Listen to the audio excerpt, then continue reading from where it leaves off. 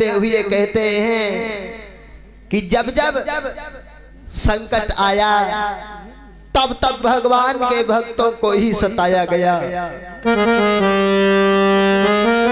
टेढ़ों की तरफ कोई गौर ही नहीं करता है। बलवान को बालन बांका हुआ, कमजोर सदा ही सताए गए, टेढ़न की तरफ न कोई गौर करे, कमजोर सदा ही सताए गए। टेढ़ों की तरफ कोई गौर ही नहीं करता है। इंसान देखता है कि सामने सीधा पेड़ खड़ा है तो इंसान मालूम क्या कहता है, इस पेड़ को कटवा लो, तख्ता बड़े बढ़िया निकलेंगे इसमें, इसलिए। और अगर टेढ़ा है कोई वृक्ष, पड़ा रहने दो इसे। तो हम आप लोगों के समक्ष ये भक्त ध्रुव की पावन कथा, ये हमारा इस आर्यावर्त देश भारत सदा से ही वीरों का देश रहा, सतियों का देश रहा। हमारे इस आर्यावर्त देश भारत में रामकृष्ण जैसी संतानें आई,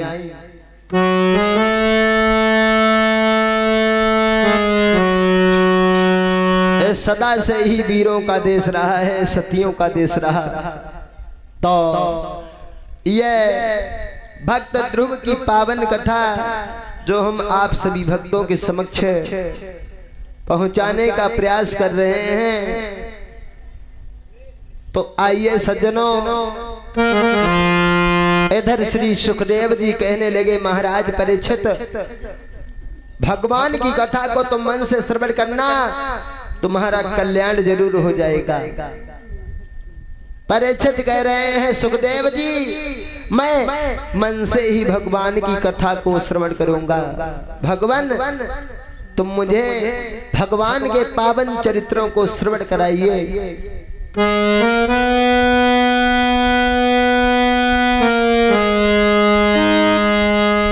और बता रहे हैं, भगवान की कथा को जब सुनने के लिए आया जाए तो बड़े ही शुद्धता के साथ, स्वच्छता के साथ में भगवान की कथा को सुनने के लिए आया जाए तो ज्यादा अच्छा है। तो ये भक्त ध्रुव की पावन कथा, इधर इस भक्त ध्रुव की पावन कथा को सुनकर के ये पता चलेगा कि हमारे इस आर्यावर्त देश भारत में किस तरह से एक 5 वर्ष के बालक ने अपनी मां के ऊपर विश्वास किया और 5 वर्ष की उम्र में उस परम पिता परमात्मा की गोद में बैठा। आज हमारे भगवत प्रेमियों, भगवान ब्रह्मा जी के पुत्र जो थे स्वयं मनु, और स्वयं मनु के 2 लड़का थे, उत्तानपाद और प्रियव्रत। उत्तानपाद और प्रियव्रत 2 लड़का थे स्वयं मनु के। इधर प्रियव्रत के 13 लड़का हैं और एक लड़की जो शुक्राचार्य ब्राह्मण को ब्याही गई है। लेकिन महाराज उत्तानपाद जो हैं, इनके घर में महारानी सुनीति है, लेकिन घर में कोई बालक नहीं है। परमात्मा ने सब कुछ दिया है, हीरे मोती मणि इत्यादि धन दौलत, किसी बात की कोई कमी नहीं है महाराज के घर में। लेकिन चिंता इतनी है, उस परमात्मा ने कोई गोदी का खिलौना नहीं दिया। आज महारानी सुनीति बीच आंगन में बैठी है, सोचने लगी परमात्मा कैसी है तेरी लीला। अरे मन में सोची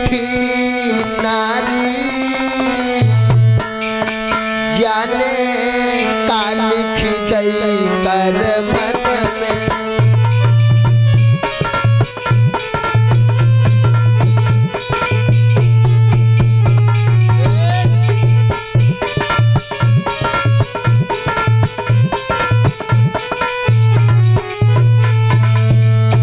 महारानी पवन रेखा सोच रही है परमात्मा, मन में सोच रही रानी जाने का लिख दई कर मन में।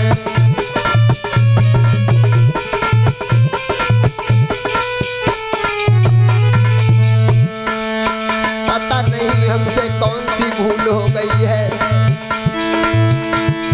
जाने क्या है तो हमारा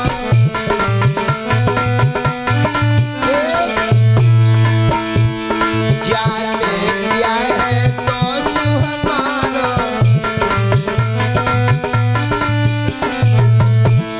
जो को मझधार में डालो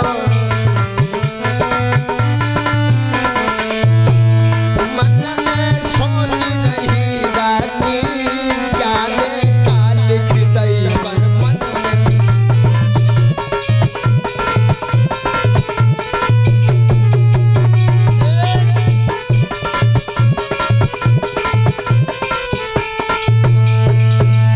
इधर महारानी सोच रही है मन में, परमात्मा तूने मुझे कोई बालक नहीं दिया, अगर तुमने मुझे कोई बालक दे दिया होता तो ज्यादा अच्छा रहता। सोचने लगी परमात्मा कि प्रभु तेरी मर्जी है क्या क्या होने वाला है, प्रभु तेरी मर्जी है क्या।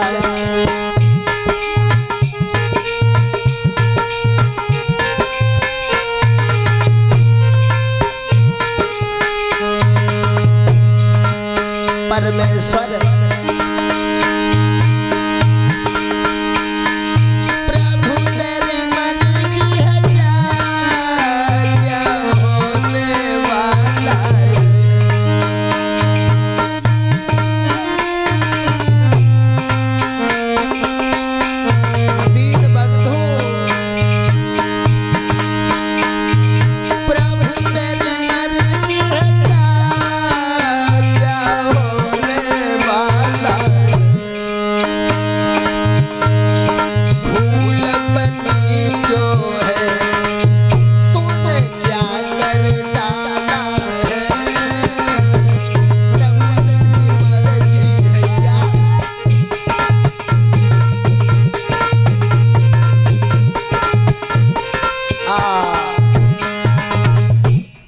महाराज उत्तानपाद अपने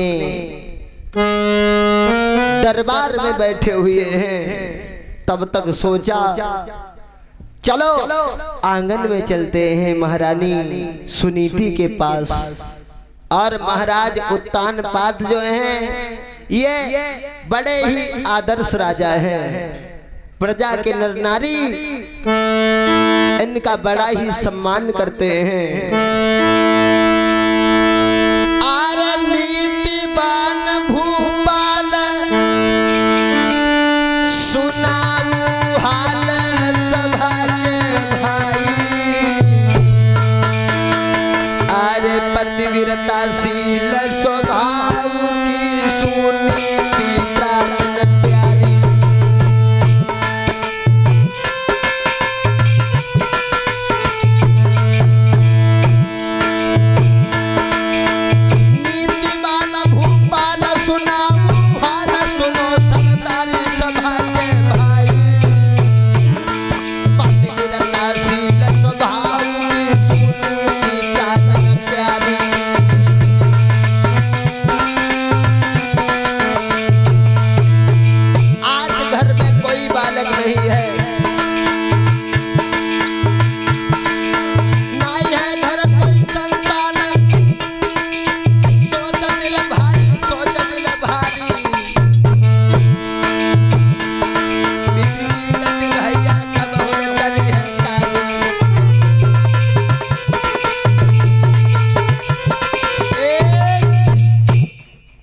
आज महाराज उत्तानपाद दरबार से चले हैं महलों की ओर। तो आज महारानी पवन सुनीति को जब देखा है, चेहरा उदास, सवाल करने लगे हैं उत्तानपाद, महारानी आज तुम्हारा ये चेहरा मलिन काहे है?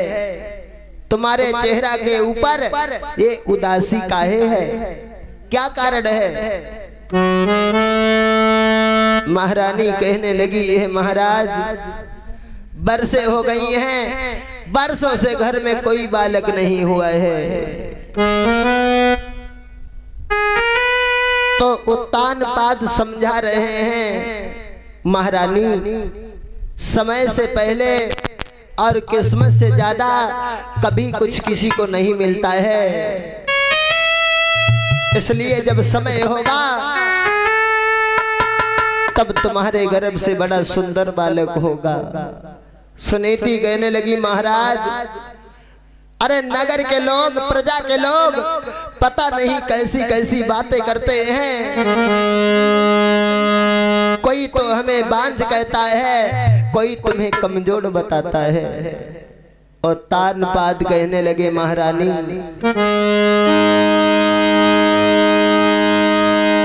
आज आंखों में आंसू लेकर के सुनीति बोली, महाराज तो दुनिया के लोग पता नहीं कैसी कैसी बातें कर रहे हैं। इतने दिन गैन संतान भई, सब दुनिया हंसी उड़ाती है। मेरे पति निर्बल कहलाते हैं, ये रानी बात कहती है।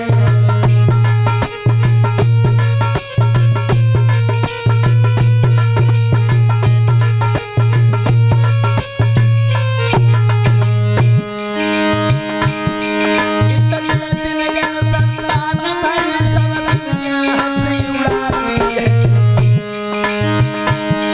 मेरे पति निर्बल कहलाते हैं, ये रानी बात कहती है।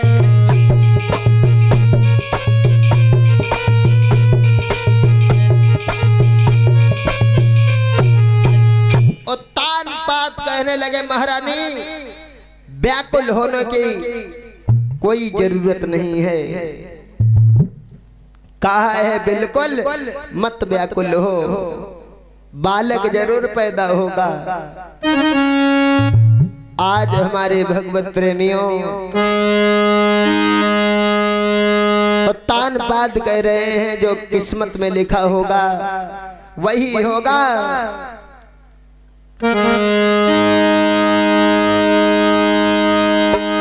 कि मैं निर्बल हूँ, तू बांझ सही।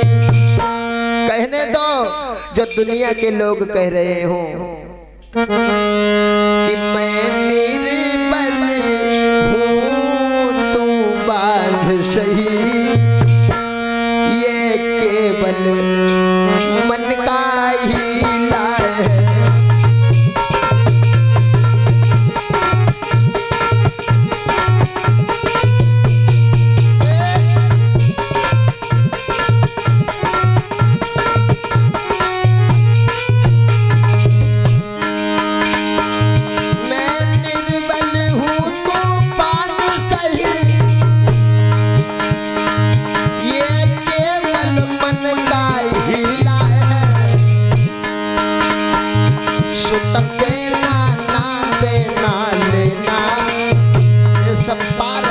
परमेश्वर की इच्छा है। सुत देना ना देना लेना, सब लीला धर की लीला है।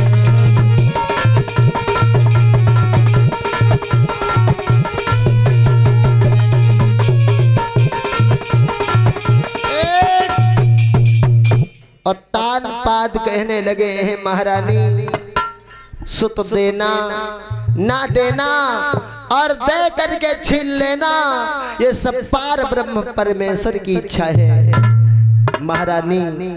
इसलिए तुम चिंता न करो। कहा बेमतलब विवादों में मत पड़ो। तो आज सुनीति कहने लगी महाराज एक बात हम तुमसे कहना चाहते हैं।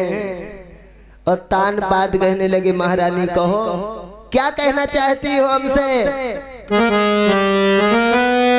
कहे है तुम अपना दूसरा विवाह कर लो तो शायद उस रानी के द्वारा कोई न कोई बालक जरूर होगा घर में। और तान बात कहने लगे हैं सुनीति अब मेरी समझ में आ गया है कि तुमने घर बिगाड़ने की अच्छी सोच ली है। जिस घर में दो दो नारियां भाई वे घर कभी सुखी नहीं रहे।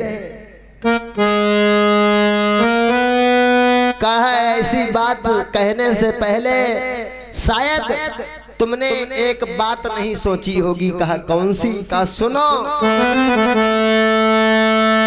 कि है मौत बुरी लेकिन अच्छी।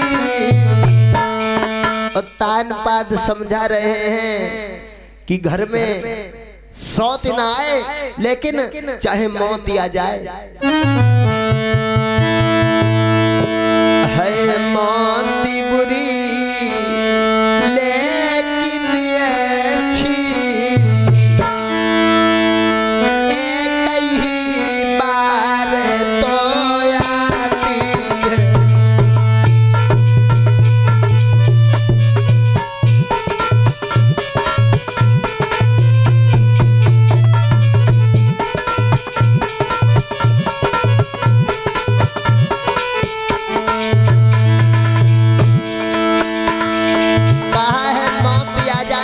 घर में सौत ना हो। है मौत बुरी लेकिन अच्छी एक ही बार तो आती है। और सौत मौत से बहुत बुरी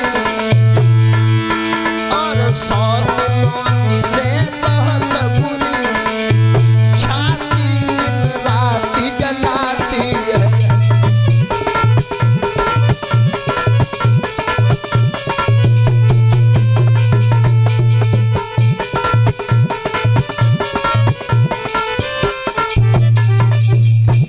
इसलिए मेरा विचार ये है मैं समझा करके ये कहना चाहती हूँ कि जिस घर में दो नारियां भाई वे घर बिगड़ गए अच्छी तरह से नहीं चले। सुनीति कहने लगी महाराज कुछ भी हो लेकिन घर में संतान होनी चाहिए।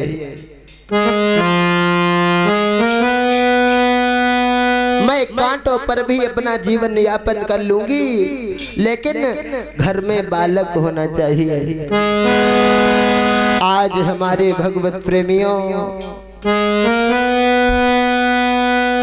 जब जिद ठानी गई है महारानी तो महाराज उत्तानपाद ने अपना दूसरा विवाह महारानी सुरुचि से किया है। और जब महारानी सुरुचि से किया तो महारानी सुरुचि का जब डोला जो था वो आज मेन गेट के सामने रखा है। कवि यहाँ तक वर्णन कर रहा है क्या। अरे ब्याहू करी लौट के आए। अरे ब्याहू करी लौट के आए। खुशी सबने मनाई है।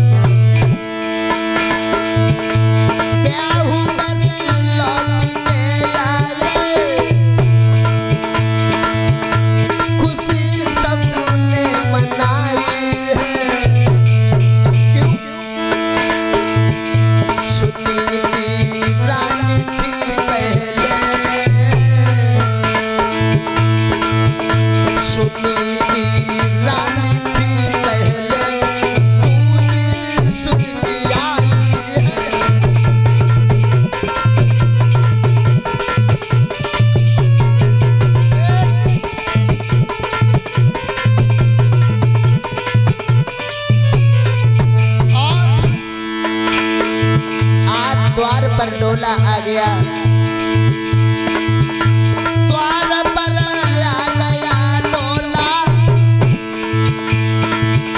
खबर रानी सुन पाई है।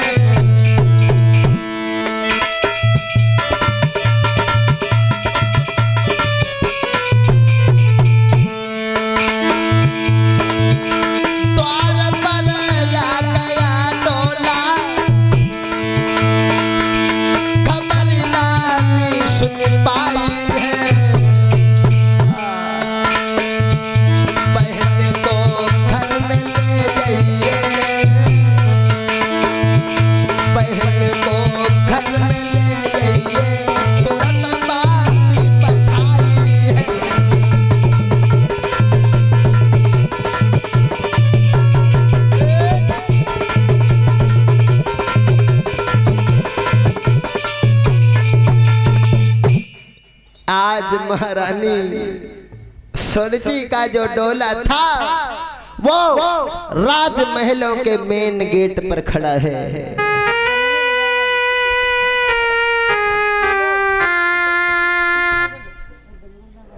इधर बड़ी महारानी को जब खबर मिली है कि द्वार पर महाराज उत्तानपाद अपना दूसरा विवाह करके आ गए हैं, उसी समय आज बांदी से कहा है, बांदी जाओ महारानी सुरुचि को अंदर राजमहलों में बुला करके ले आओ। आज ऐसा ही हुआ, वो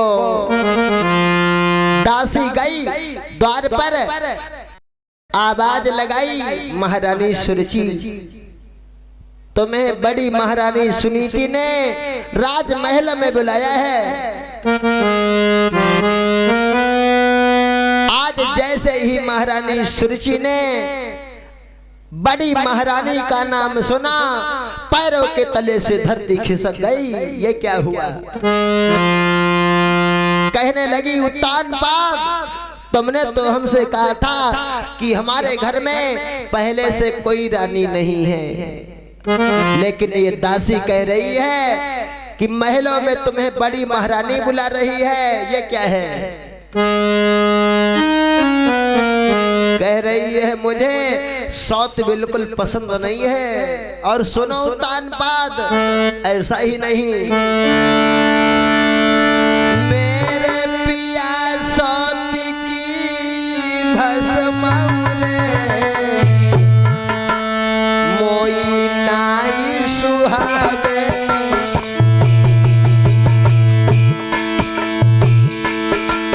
मेरे पिया सौत की भस्म मोई नाई अरे सुहावे, खुद पाप करे और उलटी पातक ठगनी मोई लगावे।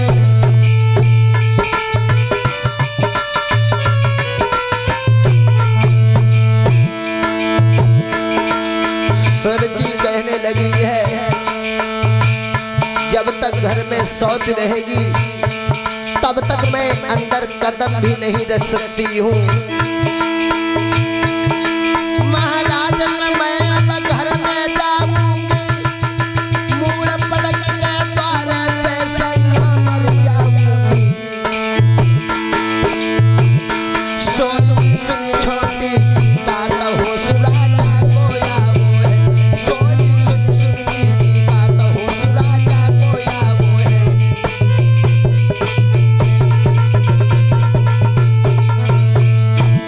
राजा कोया वो है, हो सुराजा कोया वो है, सोई सुन सुनी की बात हो सुराजा कोया वो है।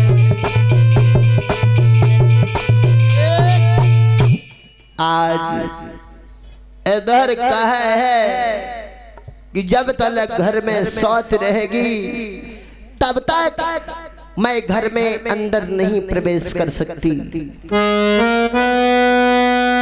आज ये खबर जिस वक्त महारानी सुनीति को मिली है, आज महारानी सुनीति भाग खड़ी हुई, द्वार पर आ गई, बोली बहन घर में चलो ना। उसी वक्त आज सुरजी बोली है, देखो महारानी सुनीति, हमारा केवल इतना ही कहना है, जिस घर में सौत रहेगी उस घर में मैं हरगिज नहीं जा सकती, कुछ भी हो जाए। आज उत्तान पाद खड़े के खड़े रह गए, कोई बात नहीं कह रहे हैं। सुनीति कह रही है, महारानी सुरजी, अरे तुम एक बार घर के अंदर तो चलो, सारे घर का काम काज मैं करती रहूंगी, केवल तुम घर के अंदर तो प्रवेश करो।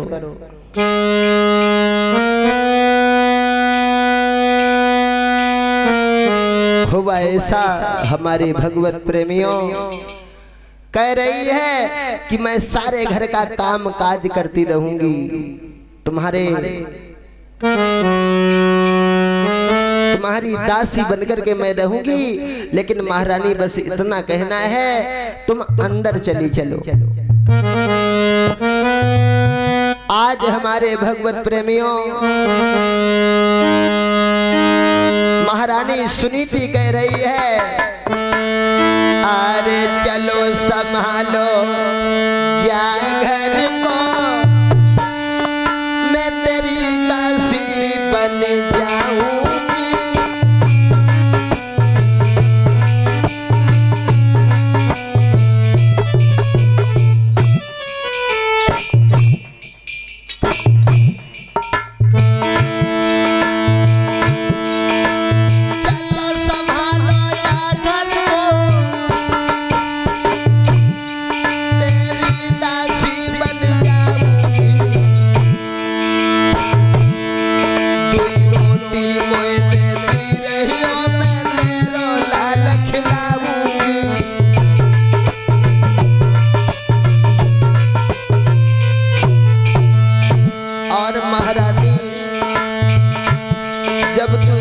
पर सोचने के लिए जाया करेगी, तब मैं तुम्हारा बिस्तर भी लगा दिया करूंगी, लेकिन महारानी घर के अंदर कदम तो रखो।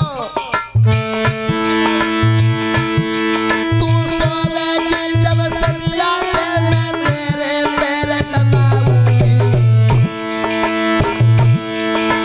जो ना चली बहन घर में मैं फांसी दे मर जाऊंगी।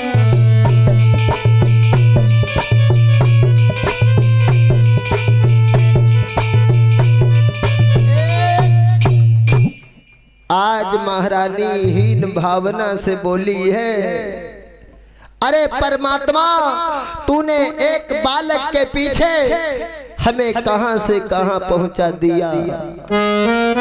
आंखों से आंसू निकल आए, जो गालों पे लकीर बनाते हुए आज जमीन में समाने लगे हैं। दोस्तों, परमात्मा, तूने मुझे एक लड़का दे दिया होता, मुझे ये दिन देखने को नहीं पड़ता। सुरजी कह रही है, रानी कुछ भी कहो, मैं अंदर हरगिज नहीं जाने वाली, जब तक तुम घर के अंदर रहोगी। महारानी सुरजी घर के अंदर नहीं प्रवेश कर सकती।